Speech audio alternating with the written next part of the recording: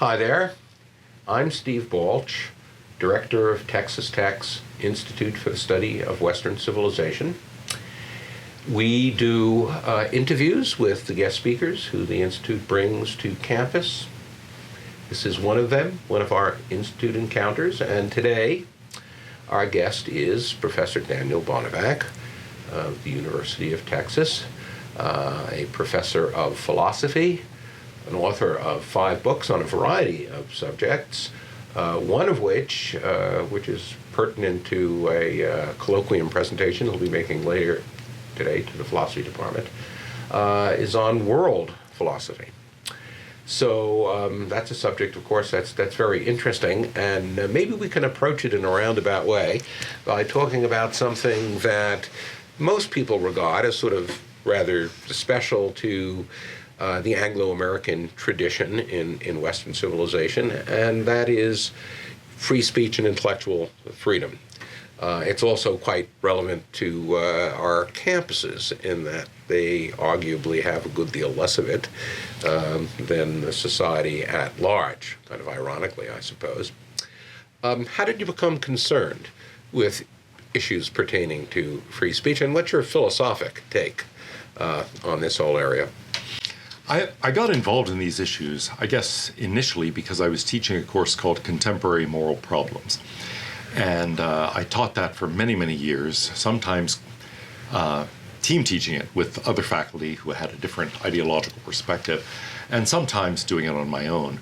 But I always structured it so that one day on any given issue we would discuss arguments for that position, another day arguments against. And we read a lot of classic philosophical texts on ethics and political philosophy to give us background for thinking about questions of liberty, justice, and so on.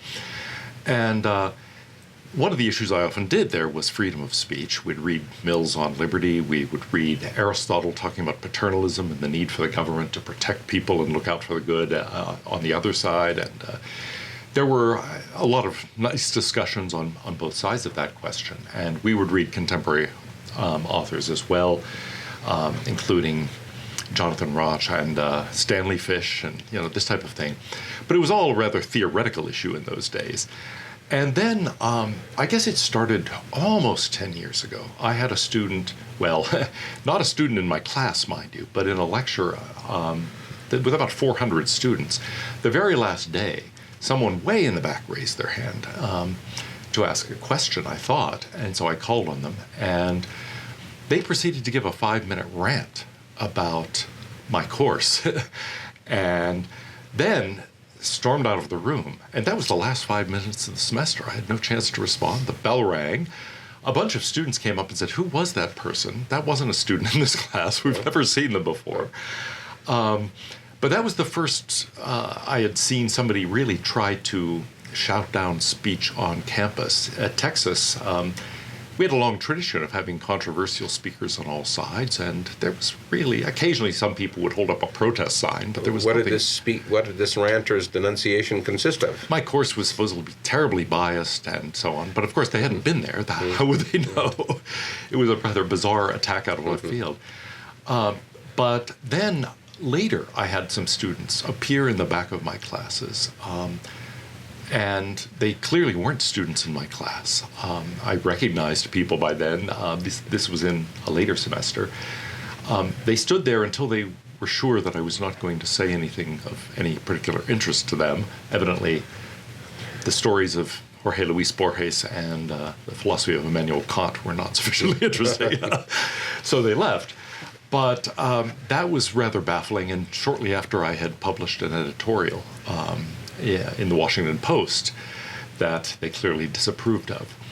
And so I suddenly, and in fact I was kind of informally informed by someone in our diversity and inclusion office that complaints had been filed against me because I had published this editorial.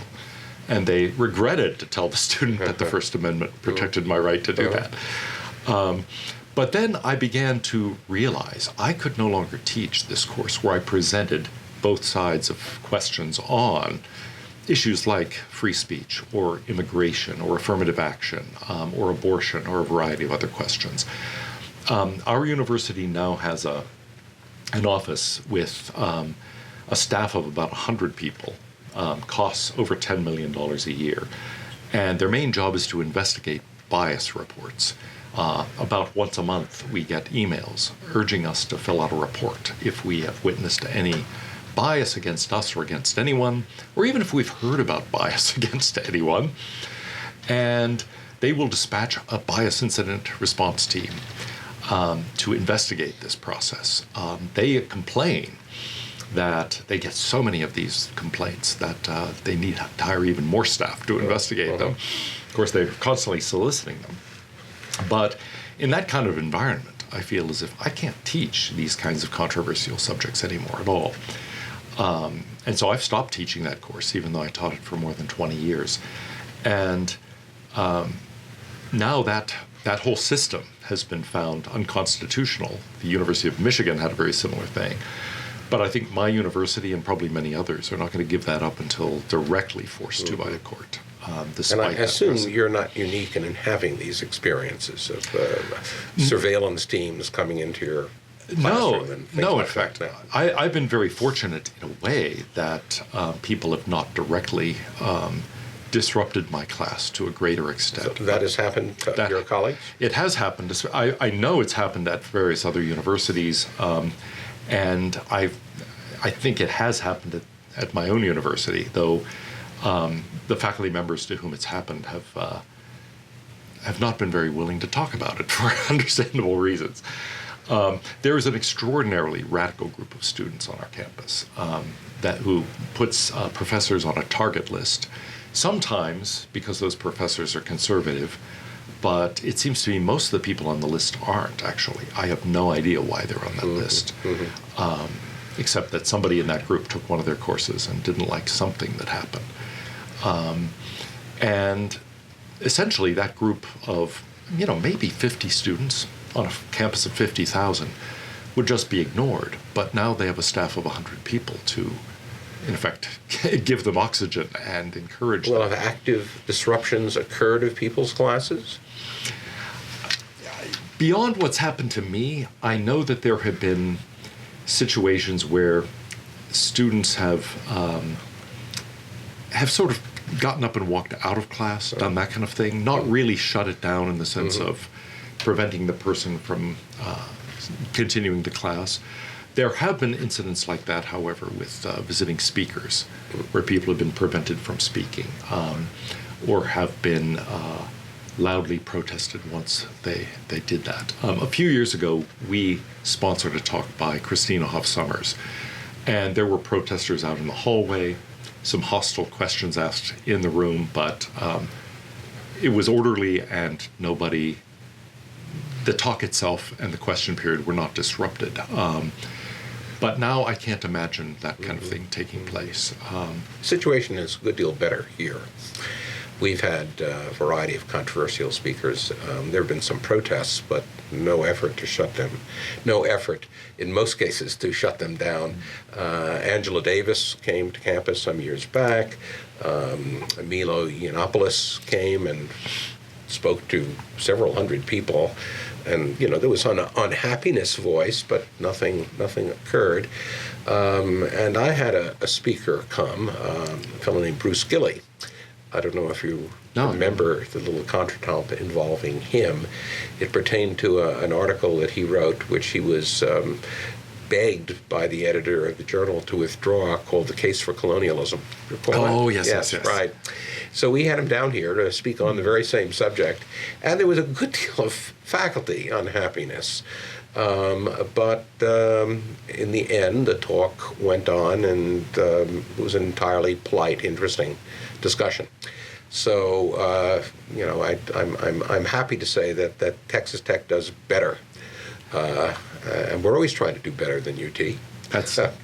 On this issue, that's not too difficult. One of the main tactics lately by the radical group has not been to disrupt things, but simply try to dox the people who go to the talk. So in a recent case, what they did is simply take photographs of all the students and faculty who were going into the talk and leaving it, and then putting them on a web page and identifying them, say, this is so-and-so, this is a sociology major, senior, who lives on West Campus, blah, blah, blah, blah, blah.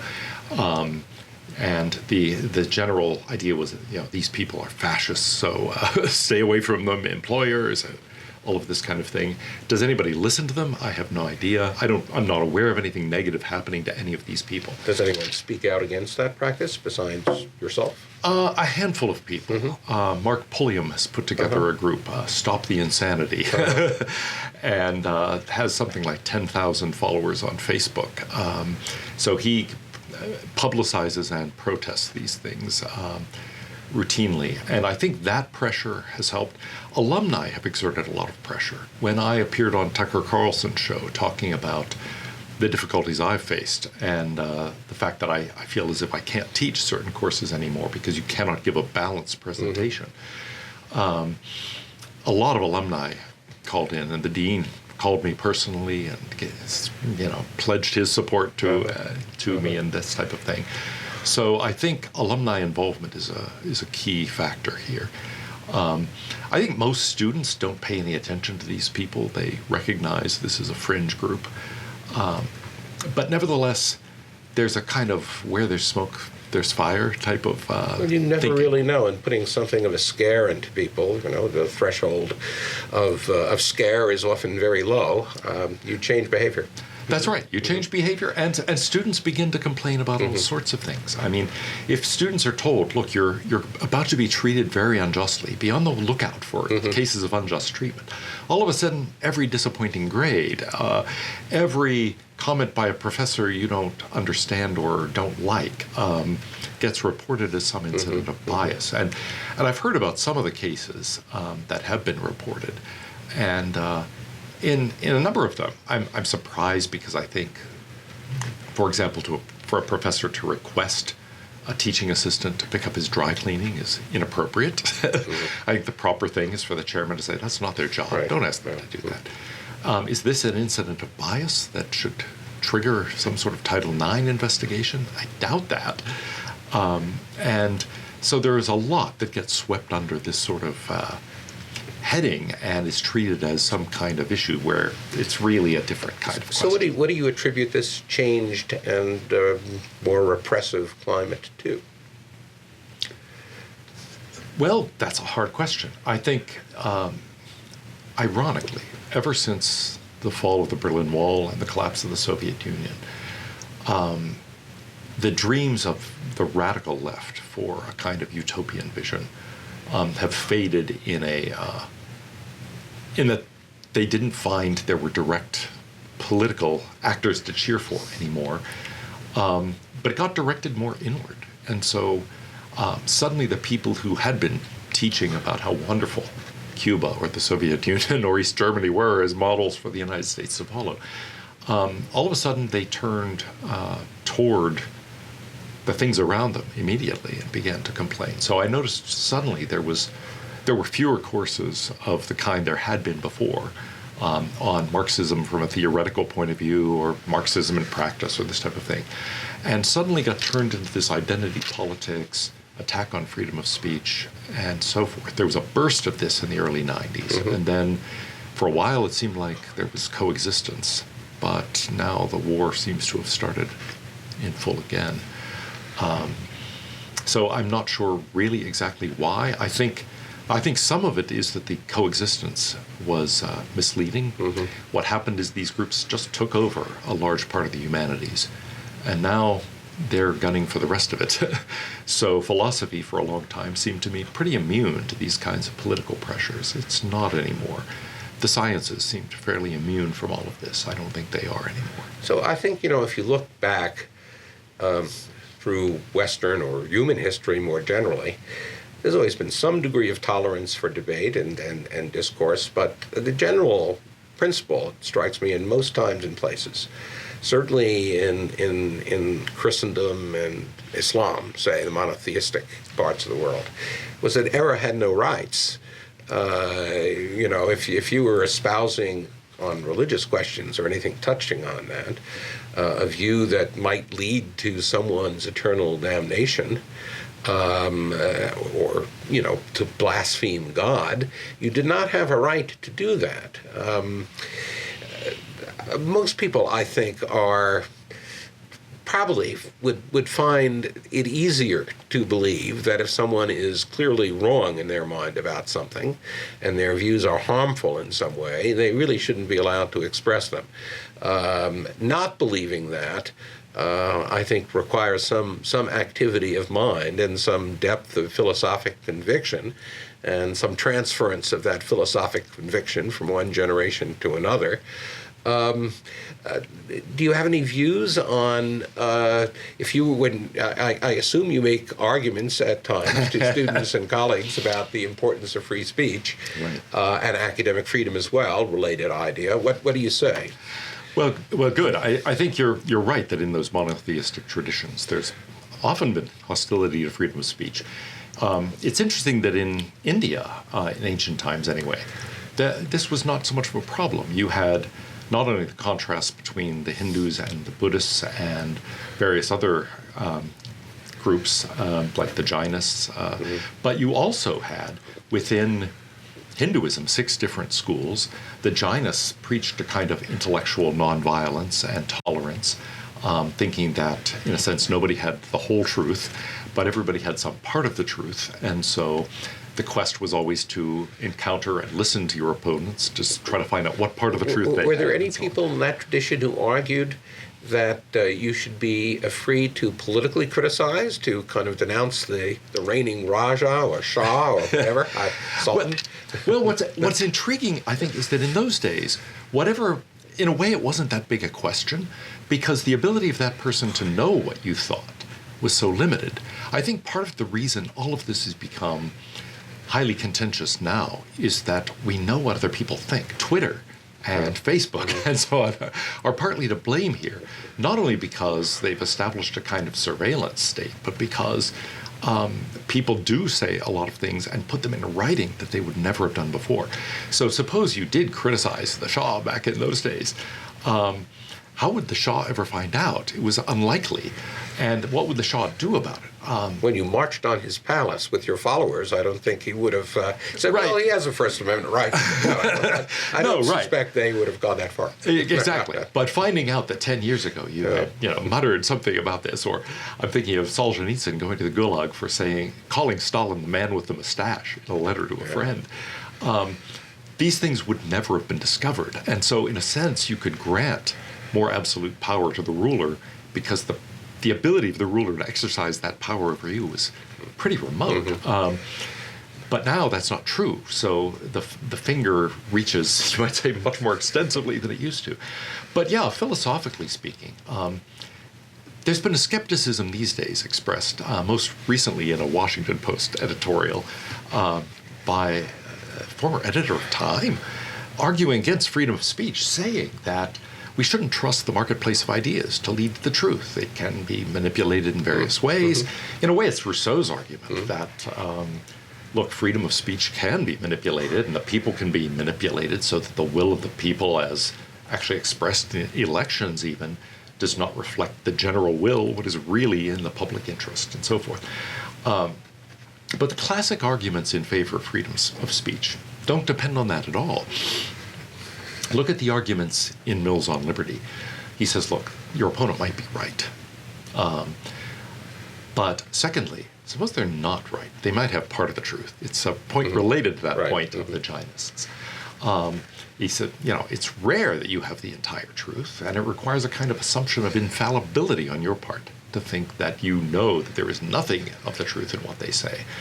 But then he makes a point that I think is very nice and easily forgotten, which is that even if what they're saying is completely false, it's nevertheless valuable to hear it, because it reminds your supporters, number one, of why they believe what they believe. They have to know the arguments. If they don't know the arguments, their beliefs are going to be knocked down very easily. But the second point is, it's not just that they won't know how to defend their position. They won't remember what it even means. They won't know what the words mean. They might mouth the words, but they won't understand them any longer because they don't understand the case to be made for them. They don't understand what's at issue. And I think that happens in a lot of religious traditions where people are willing to fight and die and kill over certain issues like the criteria of justification, let's say, in Christianity. That goes on for centuries. Now, ask the average Christian, so what do you think is the real criterion of justification? Is it good works? Is it faith? Is it, what some combination of those things? What exactly is it? I think that in most traditions now, there are some exceptions, but a lot of Christians say, oh, I don't know, being a good person, believing in God, and in short, there'll be a kind of something in that vague ballpark, whatever. And they've really forgotten why anybody cared. In fact, if you tell them people fought wars over this, they'll say, why? What on earth was at stake there? So, I'm not saying they're entirely wrong to think that, but that indicates something about how the issue loses vibrancy. It becomes, as Mill puts it, a dead dogma. Now, John Milton in Areopagitica gives us a different kind of argument, saying, look, if God himself from on high were able to be the censor and say, I'm sorry, but this is wrong and it's pernicious, and the harm of letting someone say this far outweighs any good that can come from this, then he said maybe it would be all right. But who's going to, in fact, be the censor? Who is going to dedicate themselves to, then he was thinking, sitting down all day and reading through these long tomes and deciding whether they're acceptable? In today's world, who is going to watch hundreds of YouTube videos a day to decide which ones express inappropriate ideas? You just set up an algorithm and you don't have to watch it all. Well, some of them they do by algorithm, but actually I know a guy who is a censor for YouTube. He works for Google, and he sits there all day and watches YouTube videos and rules out some of them as pornographic and rules out others as unacceptable. And so I know the kind of person who actually does this. I wouldn't trust him to feed my cats for the weekend. He can't quite manage his Pokemon Go account. And I think, look, he's a nice guy. I like him. But that's who's deciding what gets to be said and what's not to be said. And Milton's point is, look, that's always going to be the case. The people you get to do this are not going to be the wisest people. They are going to be people who either have nothing better to do, which was one of Milton's main concerns, or they're the busybodies who want to assert their own views on things.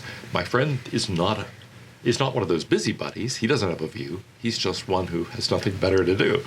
But that's something that I think is a real worry. Worry about will the marketplace of ideas always produce the truth? Well, probably not. Will the marketplace of censorship censor the right ideas? Certainly not. And so Milton's point is that the moment you try to implement this, whatever your theoretical justification, you're going to find it doesn't do at all what you think it's going to do. So I have, most people who want to restrict freedom of speech nowadays will usually give lip service to the principle and then talk about the particular harms of certain kinds of speech. And one fears, of course, that, if you allow the first exception, more will prop up. But that's generally what they say. Now, if you take a look at, I'm not sure about Milton, though I suspect I can guess. I know in John Locke's case, where he talks about toleration of religion, he accepted Catholics. And why did he accept Catholics? Because he thought they were a subversive danger, their loyalty being to Rome and all that. So he was willing to make some exceptions. I suspect Milton might have felt the same way about Catholics. That's right. He says, right. Except for the papists. Except those for the we papists. Extirpate. He says those we extirpate. Well, I was beyond Locke. Yes. So if that's the case, here in the world we have now, do similar types of exceptions in your mind ever apply? Well, certainly I have no problem with sort of time and manner exceptions. So it's not based on content, but you can say whatever you want, but you can't say it in the middle of my classroom. You can't say it on a loudspeaker in my neighborhood at 3 a.m. and that kind of thing.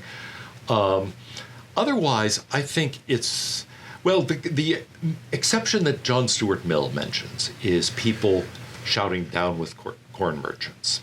And he says, can they do that in a public protest? Sure. Can you publish an article in the newspaper saying down with corn merchants? Sure. Can you shout it to a mob with torches in front of a corn merchant's house? maybe not.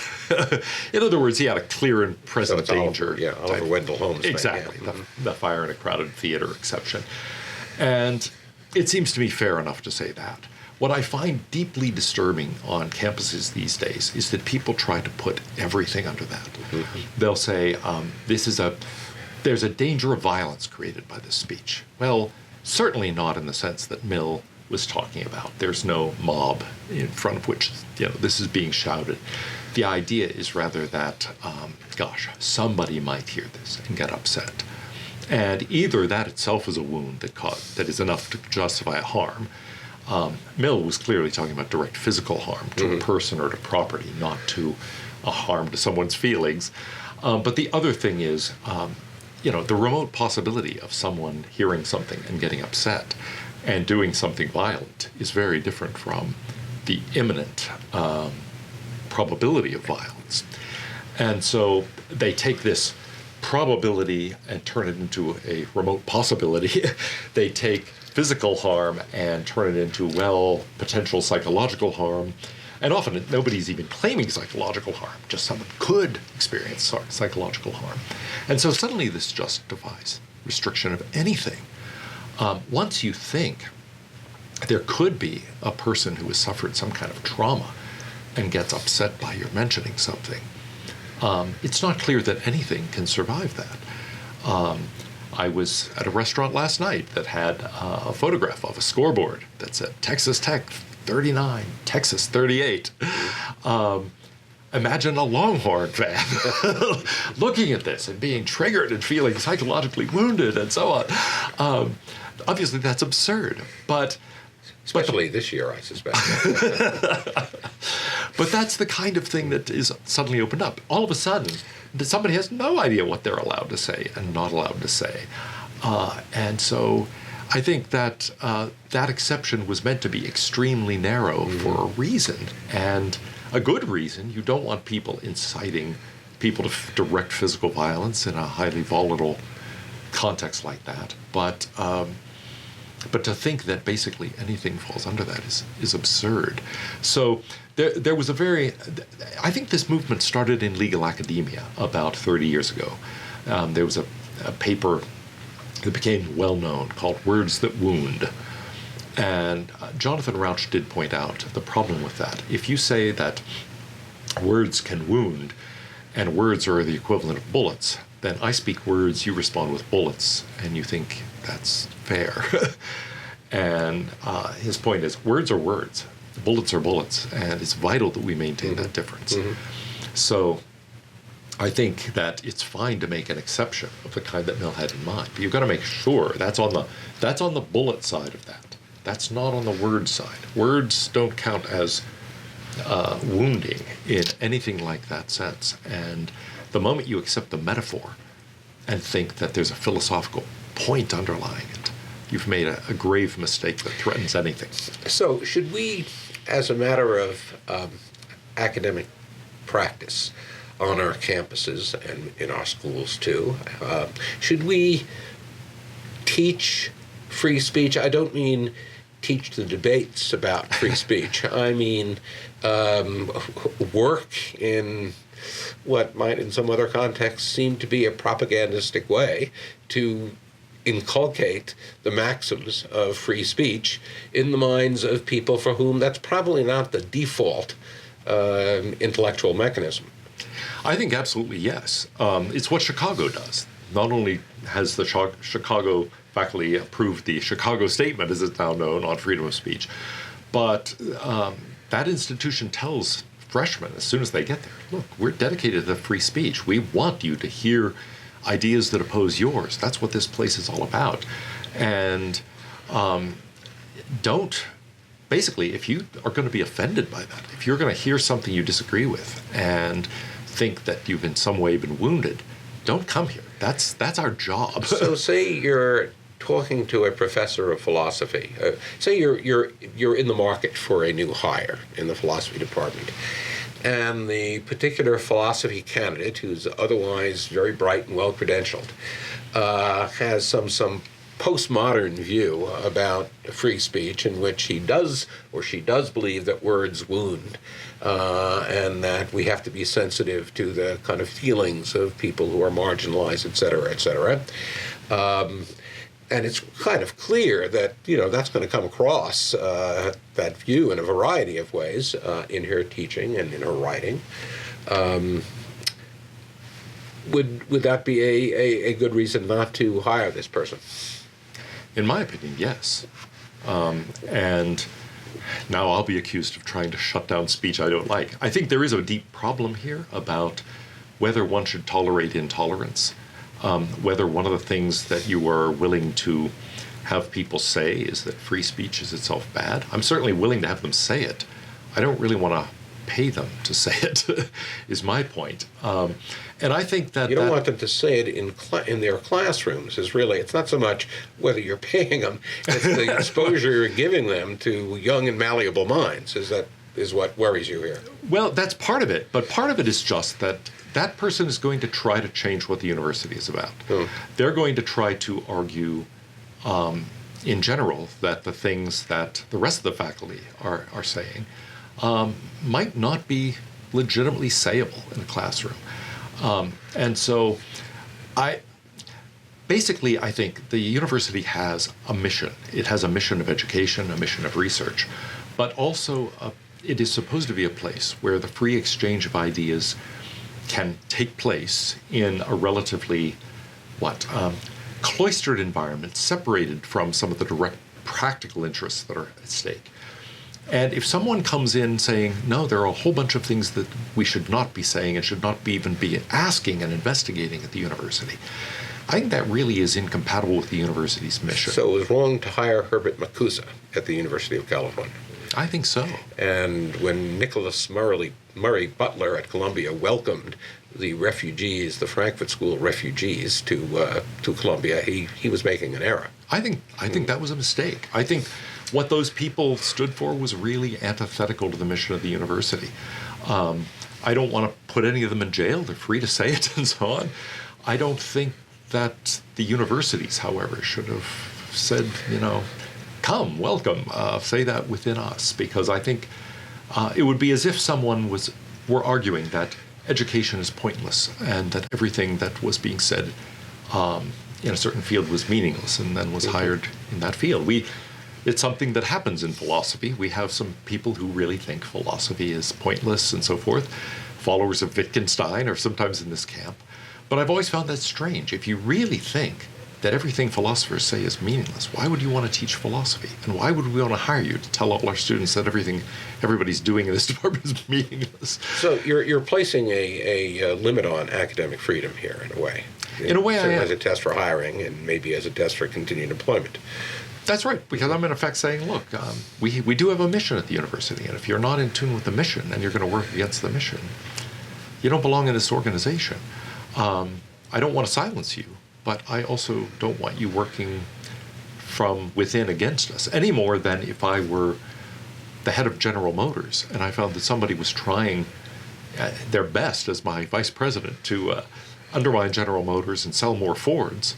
I would want them continuing to work for General Motors. And following Mill in his illustration of the mob gathering outside the grain merchant's house, if there's a big, active anti-freedom movement in your country, communist or fascist movement, repressing them is a possibility if you're able to do it? Well, that's a different question, because it's not really a question about the mission of the university. No, there, but it's what Mill was talking about the imminence of violence, in this case, the imminence of the overthrow of the liberal government and its replacement by an illiberal one. Right. Well, no, that's true. Churchill urged that Lenin be taken out by the Western powers in Russia the moment he seized power. And in retrospect, I think that was pretty good advice that the Western powers should have listened to. Britain and France were in no mood to, do that kind of thing against a former ally. but I think it would have been wise. And similarly, if the moment Hitler had begun his moves in violation of the Treaty of Versailles, if France and Britain or some combination of allies had simply gone in and removed him from power, it seemed, or demanded his removal as a condition of not responding militarily. But if Hitler were here in the United States and had a powerful movement, you could make an argument for shutting him down, if you could do it. Yes, though at what stage, right? At what stage do you do that? But you can do it when he's too weak to be the imminent danger, and when he is the imminent danger, he's probably too strong to do it without a civil war or something like that. Right. Well, that's true. In April of 1940, Goebbels gave a talk in which he said, look, it's absolutely amazing what's happened. We wanted to seize power legally, but we didn't want to use it legally. We managed to get around all internal barriers. And then, once we had absolute power, we began to do what we wanted internationally. He said, amazingly, they could have stopped us at so many places. He said, if I had been the French prime minister, I would have said, the man who wrote Mein Kampf is now in power. We can't tolerate this. You remove him or we march. They didn't do it. Step after step, they didn't take any action. And then he said, now that the balance of power is on our side, now they start the war. And there is something remarkable about that. There were so many places. For one thing, the arrest at the Munich beer hall putsch, that was direct action. But he didn't serve in jail for very long. He was released. The newspapers all said, he's learned his lesson. There will be no more heard from him. And then as the movement grew, as there was example after example of illegal use of power, no one did anything. And so I think it's a hard question to say at what point is one justified. Do you worry about that here with, Antifa on the streets of Portland and other places? Oh, absolutely I do. Authorities turning what seems to be a blind eye toward them? Totally. That sort of thing was happening in Germany in the late 20s and 30s. And it's something that I think is a kind of street violence that creates an incredibly volatile atmosphere. Not only is there the harm to the direct individuals who are affected by that violence, but it creates a kind of structure in which people begin to think that political violence is okay. And that sort of thing did happen increasingly. It was part of what let the Nazis seize power. Now, they weren't able to do it. They were really a fringe group until the Smoot-Hawley tariff shut down international trade, and unemployment in Germany went to close to 45%. Suddenly, they became a powerful party at that point, out of desperation, I think, from the German people. But it creates an environment where something that makes people desperate enough turns them toward extremist movements. So yes, I think it's enormously dangerous to allow groups like that to engage in violence on the streets. And basically what I want to argue is there's a very big difference between the kind of protest where people march in the streets, they may even shut down business and so forth. I'm not in general in favor of that, but that's one thing. It's another thing to attack people, to hit them with bike locks, to do the various things that Antifa has done in Portland and in other places. And that, I think, is really dangerous. And it's shocking that the police just stand by and do nothing.